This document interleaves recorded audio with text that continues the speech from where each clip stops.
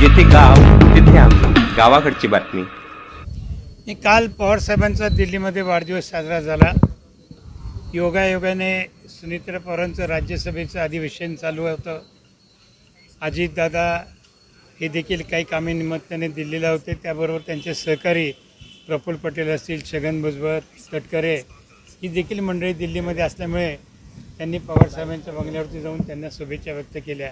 आणि स्वाभाविक आहे की राजकारण हे राजकारणाच्या ठिकाणी आणि इतर गोष्टी ज्या आहेत त्या वेगळ्या, त्यामुळे वाढदिवसाला ते त्या ठिकाणी आले, साहेबांना शुभेच्छा दिल्या। ही एक चांगली बाब आहे, आनंदाची बाब आहे। पण कालच्या त्या शुभेच्छा देण्याचा संदर्भ काही माध्यमांनी दोन्ही काँग्रेस एकत्र येतील अशा प्रकारचा लावलेला आहे। नेमकं भविष्यकाळामध्ये काय होईल सांगता येत नाही। आपण म्हणता ते बरोबर आहे, कार्यकर्त्यांना देखील वाटतं की दोन घरं विखुरलेली आहेत, दोन पक्ष वेगळे झालेले आहेत, एकमेकाच्या विरोधामध्ये निवडणुका लढवल्या आहेत। लोकांनी जो काही निर्णय द्यायचा तो लोकसभेला दिला, विधानसभेला दिला।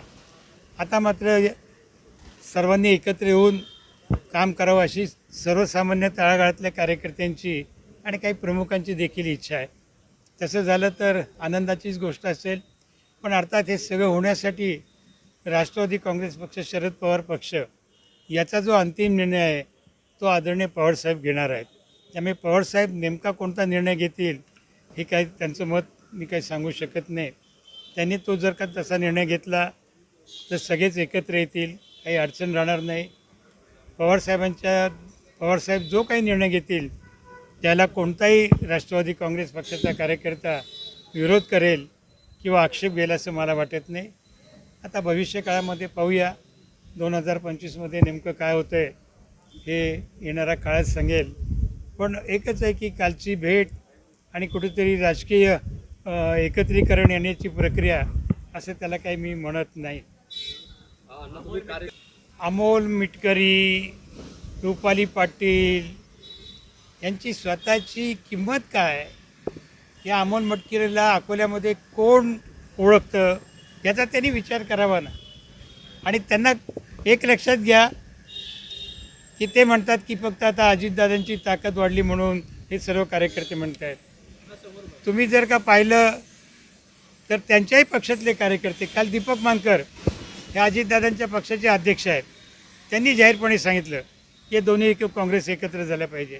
त्यामुळे अमोल मिटकरींना म्हणावं, हा अमोल मिटकर एक आहे की जर या दोन्ही काँग्रेस एकत्र आले, पवारसाहेब आणि अजितदादा एकत्र आले, ते मिटकरी असतील आणि रुपाली असतील, त्यांची मात्र कुचंबणा होणार आहे।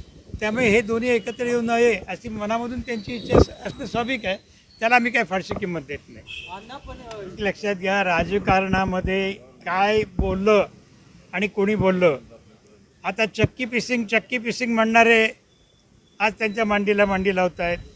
नॅशनलिस्ट करप्ट पार्टी म्हणणारे नरेंद्र मोदीजी आज ते अजितदादांना घेतात।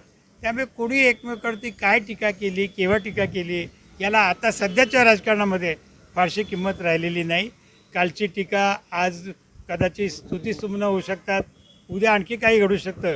त्याच्यामुळे एकमेकावरती केलेल्या टीकेचा याच्यामध्ये काही संबंध येईल असं मला वाटत नाही।